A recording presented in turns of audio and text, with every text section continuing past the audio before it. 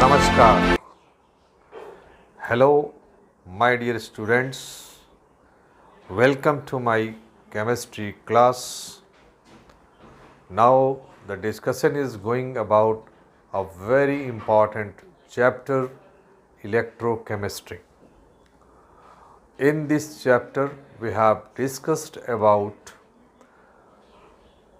electrochemical cell. In this, we discussed about so many topics including Nernst equation. Now a very important topic, electrolysis. We are going to discuss electrolysis, and in this case so many topics will come, and one of them will be that is Faraday's law. तो हम इस chapter में जो electrolysis एक topic है, इस electrolysis topic को हम डिस्कस करेंगे. इसी में आएगा इलेक्ट्रोलाइटिक सेल और फैराडेज लॉ. तो ट्राई टू अंडरस्टैंड इट, समझने की कोशिश करें.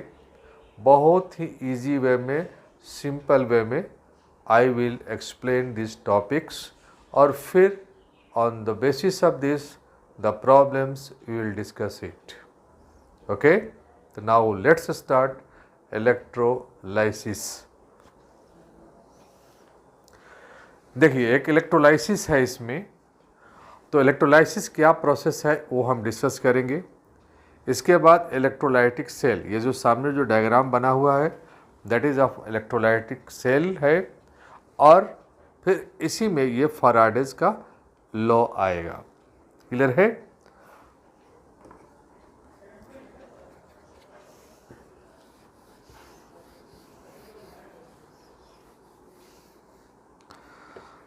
अब बात करें सबसे पहले इलेक्ट्रोलाइसिस कि what do mean by electrolysis. Electrolysis क्या होता है?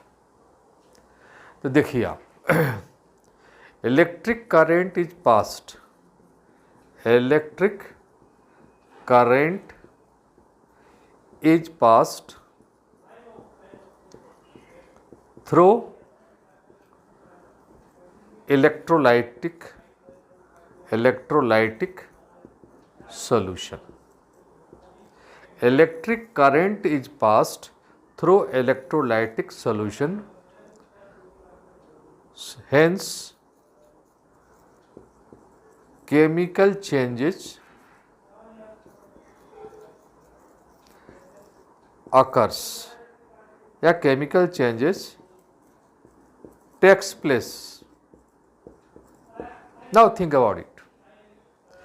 Electric current is passed through electrolytic solution, hence chemical changes takes place. This process is called electrolysis. The current is what? DC current. ये देखिए सेटअप है, ये container है, इसमें देखिए इलेक्ट्रोलाइटिक सॉल्यूशन है, एक इलेक्ट्रोड ये है जिसको बोलते हैं एनोड, दूसरा इलेक्ट्रोड है कैथोड. देखो बैटरी से हमने जोड़ा है. बैटरी में ध्यान देना, ये जो बड़ा वाला हेड लाइन है वो पॉजिटिव के लिए, और छोटा line small line is for negatives. अब ये पॉजिटिव है और ये निगेटिव है. तो इसमें जो आयंस है, ये जो हमने शो किया सर्कल निगेटिव सर्कल पॉजिटिव, तो ये आयंस हैं. Towards positive negative move and towards negative positive ions move. तो ये जो मूवमेंट हो रहा है दिस इज कॉल्ड इलेक्ट्रोलाइसिस. और फिर यहाँ केमिकल चेंजेज होगा, राइट? कुछ डिपॉजिट करेगा, कुछ लिबरेट करेगा. तो पहले ये टर्म आपको क्लियर हो गया होगा कि what do you mean by electrolysis. अगर सिंपल भाषा में बोला जाए, इलेक्ट्रोलाइटिक सॉल्यूशन, सोडियम क्लोराइड का सॉल्यूशन हो, कॉपर सल्फेट हो, लाइक दैट H2SO4 का सॉल्यूशन हो डाइल्यूट, तो आप उसमें जब करंट पास करते हो, पैसेज ऑफ करंट और उसके बाद उसमें केमिकल चेंज हो, सिंपल करंट पास करना नहीं, उसमें करंट पास करने से केमिकल चेंज होगा, और केमिकल चेंज होने के लिए ये डीसी करंट रेस्पॉन्सिबल है। तो दैट इज कॉल्ड इलेक्ट्रोलाइसिस। ये क्लियर हो गया? एकदम सिंपल, एक सिंगल लाइन में कि what do you mean by electrolysis. आप ऐसे ही बोल सकते हैं व्हेन डीसी करंट, इलेक्ट्रिसिटी बोलना तो बहुत आसान होता है, फिर डीसी भी याद करना पड़ेगा। तो direct when DC current is pass through electrolytic solution, some chemical changes takes place, this is called electrolysis। अब यहाँ एक टर्म आपको मिस कर रहे होंगे कि इलेक्ट्रोलाइटिक सॉल्यूशन क्या होता है। लाइटिक सॉल्यूशन, देखो I will discuss each and every topic in a very easy way. वो टॉपिक जब आपको समझ में आ जाएगा then you can understand the concept. तो इलेक्ट्रोलाइसिस सब तो समझ गए, तो उसके लिए जरूरी है इलेक्ट्रोलाइटिक सॉल्यूशन। तो इलेक्ट्रोलाइटिक सॉल्यूशन के लिए जो वर्ड है इलेक्ट्रोलाइट, ये चाहिए। इलेक्ट्रोलाइट से ही बनता है इलेक्ट्रोलाइटिक सॉल्यूशन। तो इलेक्ट्रोलाइट क्या होता है? It gives ions, it gives ions in aqueous solution or in molten state। तो जो भी substance, anything which gives ions, ions का मतलब पॉजिटिव एंड निगेटिव आयंस देता है, कैटायंस एंड एनायंस, उसको बोलते हैं इलेक्ट्रोलाइट। जैसे एक सिंपल एग्जांपल है हम, ये है कॉपर सल्फेट, ये सॉलिड है, इसको में हमने वाटर मिला दिया तो टूटेगा ये, Cu2+ SO4 2-, एक्वस ये लिखते हैं हम लोग बिकॉज सॉल्यूशन बन गया। तो जब इलेक्ट्रोलाइट को वाटर में मिलाएंगे तो डिजॉल्व कर जाएगा and that is called electrolytic solution number 1। जब वो सॉल्यूशन बनाएगा तो देखो ये सॉलिड है, जैसे ही वो घुला it changes into ions, that is called electrolyte. Simply 4-5 electrolyte का ये नाम याद रखिए। NaCl ब्रेक करता है, Na+, Cl-, CaCl2, Ca2+, 2Cl-, here is Al2SO4 whole thrice, ये टूटा, twice Al, 3+ thrice SO4 2-, 2-4 याद रखना चाहिए। कॉपर सल्फेट हो गया। So this is called electrolyte. Electrolyte को when dissolve in water it gives ions, that is called electrolytic solution. या गर्म करके उसको पिघला दीजिए, that is called molten. Over. Electrolytic cell, इसका डायग्राम हमने देखो दे रखा है। डायग्राम ऑफ इलेक्ट्रोलाइटिक सेल यही है। एक कंटेनर होगा, in this 2 electrodes are there, और इसको बैटरी से कनेक्ट करेंगे। बैटरी के पॉजिटिव एंड से जुड़ेगा उसको एनोड, और निगेटिव एंड से जुड़ेगा उसको कैथोड बोलते हैं। और इसके अंदर एक सॉल्यूशन होगा, that is called electrolytic solution. Once again, अगर आपको इलेक्ट्रोलाइटिक सेल का जो डायग्राम है, कंसेप्ट है, अगर दिमाग में नहीं है तो इलेक्ट्रोलाइसिस आपको कुछ समझ में नहीं आएगा। क्लियर?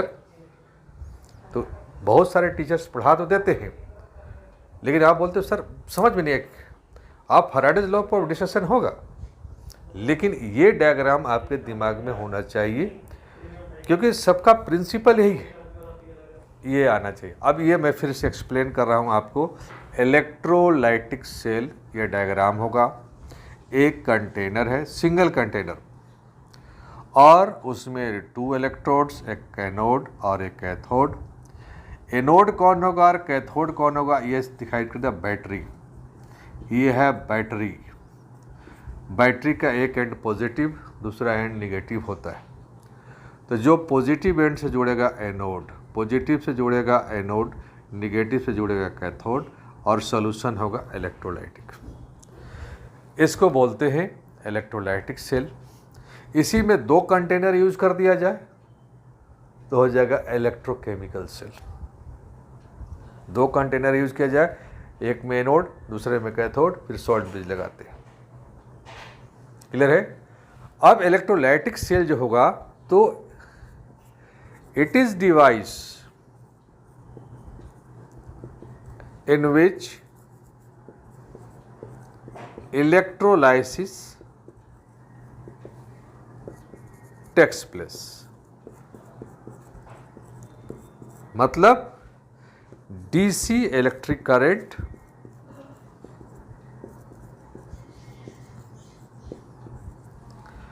डीसी जो इलेक्ट्रिक करंट है कॉजेस केमिकल चेंज। ये बहुत अच्छा लाइन है। डीसी इलेक्ट्रिक करंट, आपने डीसी बोलना शुरू किया, DC electric current causes chemical change. ये जहां पर होगा उस डिवाइस को का ही नाम है electrolytic cell. I think this point is clear. So now we are going to discuss about Faraday's law. Faraday's law ये सबसे इम्पॉर्टेंट पॉइंट है इलेक्ट्रोलाइसिस का। हमने ये डायग्राम बना रखा है शुरू से ताकि आपके दिमाग के अंदर ये डायग्राम पूरी तरह से आ जाए और हम बात करेंगे। देखो फैराडेज ने 1832 में इसने स्टडी किया ये जो इलेक्ट्रिक करंट है, इलेक्ट्रिक करंट राइट, जो पास किया गया इलेक्ट्रोलाइटिक सॉल्यूशन में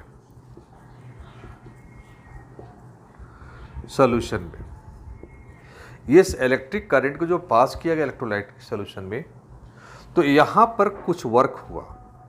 क्या वर्क हुआ?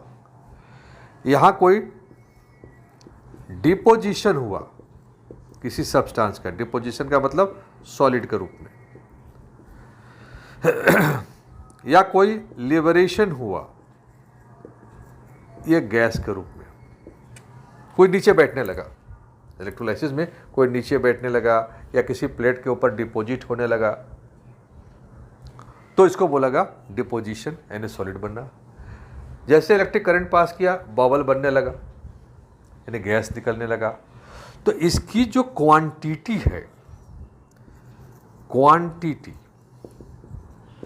ये कितना डिपॉजिट करेगा, कितना करेगा, तो ये जो क्वांटिटी इनकी है यानी क्वांटिटी है, ध्यान देना क्वांटिटी, ये कितना बना यानी उसका मास कितना बना।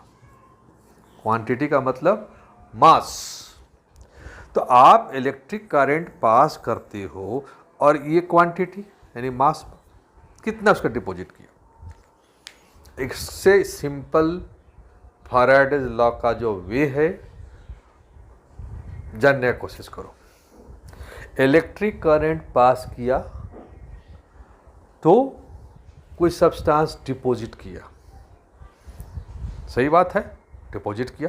कितना डिपॉजिट किया? क्वांटिटी कितनी? गैस कितनी क्वांटिटी? क्वांटिटी का मतलब उसका मास के रूप में, राइट, कितना वेट निकला उसका।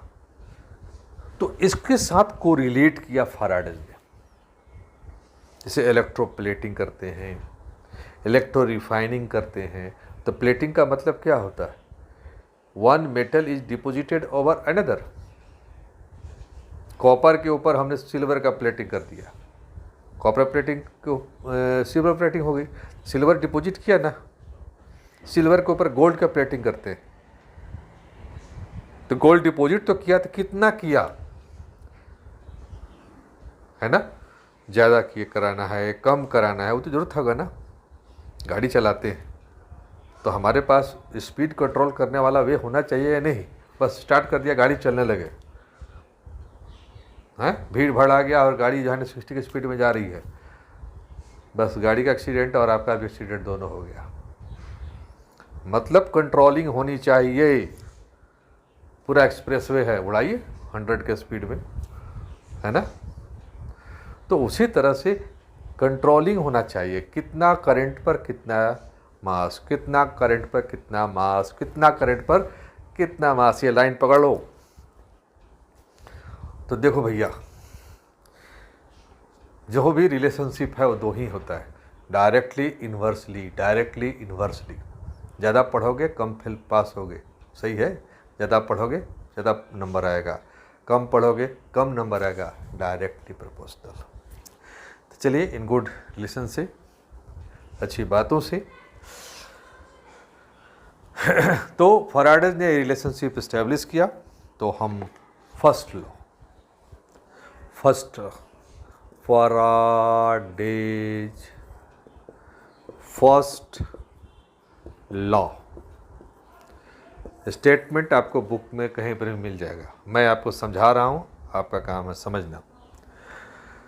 क्या कहता है amount of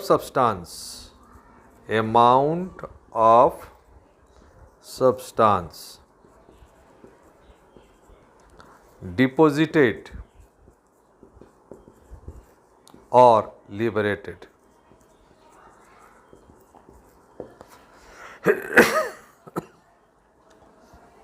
amount of substance deposited or liberated is directly proportional to quantity of charge passed. Quantity of charge passed. इस लाइन को 10 बार अपने दिमाग में डालिए। अमाउंट ऑफ सब्सटेंस डिपॉजिटेड और liberated is directly proportional to quantity of charge passed. Amount of substance deposited और liberated is directly proportional to quantity of charge passed. अब इसको शॉर्ट करते हैं। अमाउंट ऑफ सब्सटेंस का सिंबल देते हैं W और इसका सिंबल देते हैं Q, चार्ज का। तो आप बताइए शॉर्ट में क्या W is directly proportional to Q हुआ या नहीं? W is directly proportional to Q. What is W? Amount of substance deposited or liberated. What is charge? Q. Quantity of charge passed. Faraday हम लोग ये बात कर रहे हैं फर्स्ट लॉ पर। देखना अब यहाँ पर जो मैथमेटिकल वर्क है फटाफट समझे। W is directly proportional to Q, ये हमारा टारगेट एक्सप्रेशन है। अब हमें Q पर बात करना, यानी चार्ज, कितना चार्ज पास किया। मतलब बोलते हैं कि वो 2 ampere current is pass for 1 hour, कितना चार्ज पास किया। 1 ampere current is pass for 30 minute, कितना करंट पास किया, है ना। दिमाग में आ रहा होगा कि सर कैसे निकालें। Yes, Q equal to I into T। I का मतलब होता है करंट और होता है टाइम इन सेकंड। ध्यान देना, current I is what, current, और ये हो गया टाइम। टाइम इन सेकंड लेना। तो देखो ना करंट क्या आएगा, 1 ampere, 0.1 ampere, 2 ampere, like this. Time कितना आएगा, 10 सेकंड, 1 मिनट, राइट, 1 आवर। तो ये गलत, ये गलत। बोले सर 10 सेकंड तो करेक्ट है, ये गलत कैसे हो गया। इसे कन्वर्ट करना होगा सेकंड में, 60 सेकंड करेक्ट। 1 आवर रॉन्ग हो गया। टाइम ठीक है 1 आवर बोलेगा, लेकिन यहाँ पर मैथमेटिकली ऐसे आएगा 60 इंटू 60 सेकंड, करेक्ट है। आप बोलेंगे सर हाँ हम मिनट में ले लेंगे, आवर में ले लेंगे। तो नहीं, क्यों नहीं लेंगे आप। देखो एक यूनिट है AS, बोला AS का मतलब AK सिंह सर, नहीं, एम्पियर सेकंड। तो 1 ampere second equal to 1 coulomb. कुछ आया समझ में? 1 ampere second equal to 1 coulomb. तो बोलो सर नहीं, 1 एम्पियर मिनट ले लेंगे, तो ये 1 कूलम के बराबर नहीं होगा। आई समझ में बात? इसीलिए इसको सेकंड में लिया जाता है। 1 ampere second equal to 1 coulomb. इसलिए time must be taken in second. और एक मैं कन्वर्ट करके दिखा रहा हूँ। देखो ये सब छोटा छोटा पॉइंट्स होता है। Teaching is not a simple thing. मैं बार बार बोलता हूँ, पढ़ना मुश्किल है और पढ़ाना उससे भी ज़्यादा मुश्किल है, क्योंकि जिस चीज़ को आप समझना चाहते हो हम उसको समझ करके और आपको समझा रहे हैं। देखिए, हम आपको बोलते हैं करंट हो गया 2 एम्पियर और टाइम हो गया आपको 1 आवर। तो कैसे Q निकलेगा? Q equal to 2 ampere into hour है, तो सेकंड में कन्वर्ट करेंगे तो 1 घंटे में 60 मिनट होता है। किसको पता नहीं है जी? घड़ी देखो तो, ये मेरा बोलना स्टाइल है, डोंट वरी। तो 1 आवर तो 60 मिनट और 1 मिनट में 60 सेकंड, सब कुछ 60 या 60 चलता है उसमें, 60 सेकंड। इसको आप मल्टीप्लाई कर दीजिए। जिसको नहीं आता है वो क्लास 12 क्लास छोड़ दे। ये इतना आपको यानी 2 इंटू 60 इंटू 60 कूलम। बात आगे समझ में? क्लियर? तो Q इक्वल टू IT आपको समझ में आ गया, चार्ज निकल जाए। इस एल्युमिनियम का, ये एल्युमिनियम है, इसका मोलर मास है, मोलर मास 27 ग्राम है पर मोल। अब आपसे पूछा जाए कि करंट यहाँ पर है 2 एम्पियर अभी जो निकाल रहे थे, और टाइम है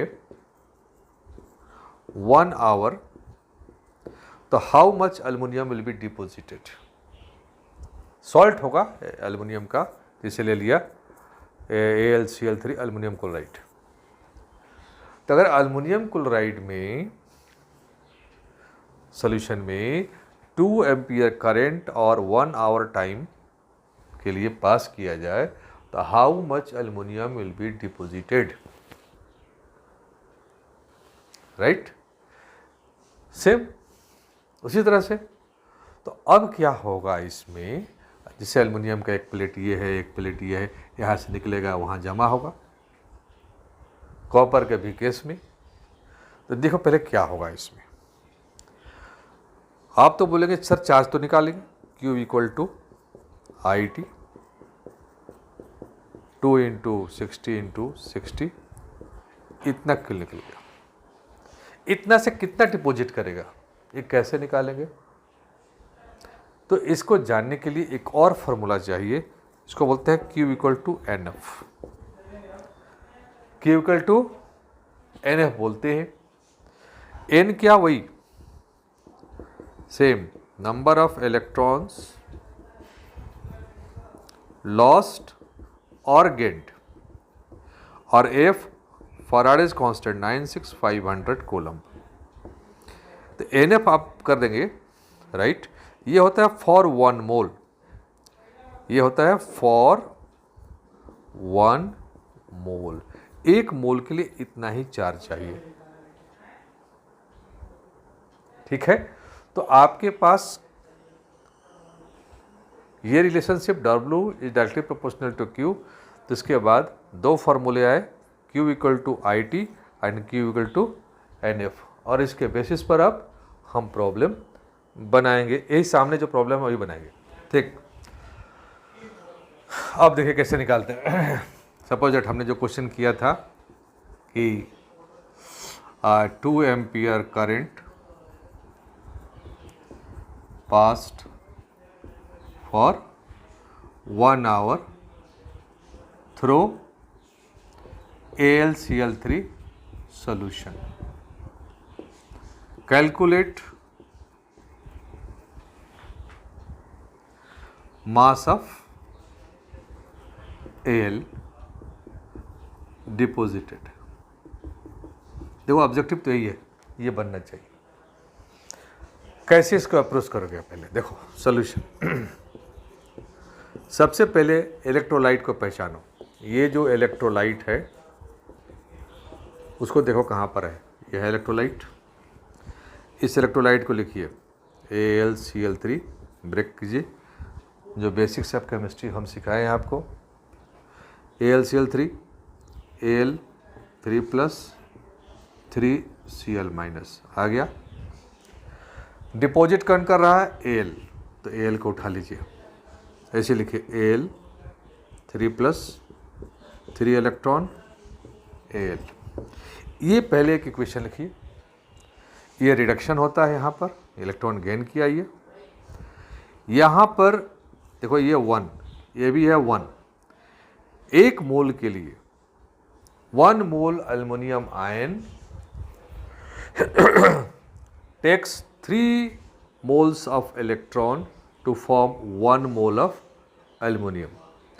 तो यहाँ पर ये 1 मोल बन गया आपको। तो यहाँ से सबसे पहले ये निकालिए Q = NF, यही है N। देखो कैसे मैं बता रहा हूँ। बच्चा बोलता हाँ सर कहाँ से लिख दिए? देखो यहाँ से ये N, मैं लिखता हूँ N। 3F, 1 मोल इलेक्ट्रॉन पे जो चार्ज होता है उसको बोलते हैं फैराडेज कांस्टेंट। तो यहाँ लिख देंगे F = 96500। एक बार मैंने ऐसे लिखा, बच्चा बोलता है सर ये कहाँ से? ये तो ठीक है। देखो बेटा 1 फैराडे = 96500 कूलम लिख दिया यहाँ पर। तो Q = NF मिल गया। अब एल्युमिनियम 1 मोल का मास होता है 27 ग्राम। ठीक है। अब हमें कितना, अब चार्ज निकालना है। इतना 2 एम्पियर करंट 1 आवर तक पास किया गया, तो कितना चार्ज उसमें पास किया गया। अब मतलब होता है, ये स्टैंडर्ड है, ये स्टैंडर्ड है। ये सबसे पहले वर्क करते हैं बिना पूछे समझे। पहले ये वर्क अगर आपको करने आ जाए तो आगे की बात आएगी। अब आप लिखेंगे Q = IT, और फिर जैसा सिखाया हमने 2 एम्पियर × 60 × 60। क्यों? टाइम है 1 आवर, तो 1 आवर होता है 60 × 60 सेकेंड। इतना कूलम आ गया। अब आप फॉलो करेंगे यूनिटरी मेथड। कौन सा मेथड फॉलो करेंगे? Unitary method. आपको दिया हुआ है इलेक्ट्रोकेमिकल इक्विवेलेंट यूज करो, जेड करो। वो हम एक्चुअली इक्विवेलेंट वेट हमारे सिलेबस से ख़त्म हो चुका है, तो फिर इक्विवेलेंट वेट का कंसेप्ट लगाना पड़ेगा।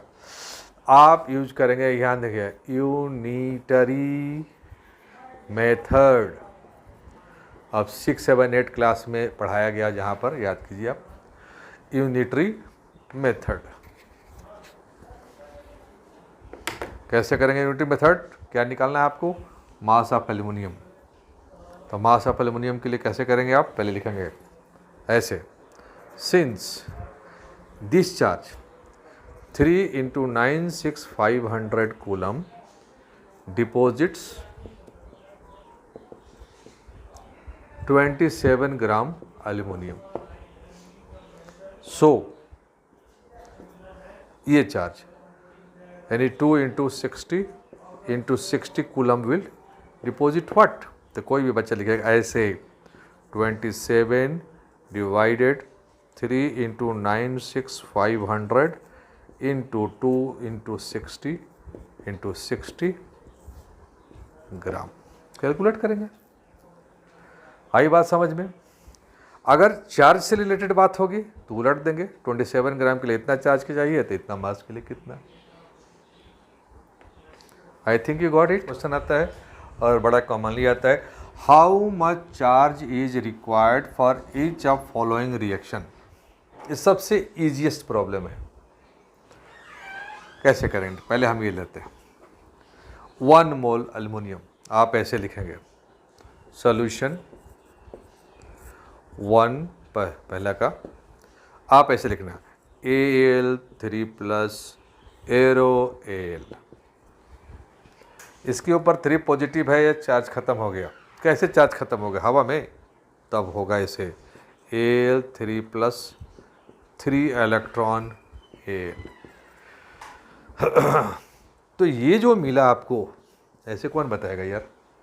ये जो 3 इलेक्ट्रॉन चाहिए, तभी 1 मोल से 1 मोल, ये 1 मोल है, ये भी 1 मोल है, तो ये 3 इलेक्ट्रॉन का मतलब है ये 3 मोल हो गया।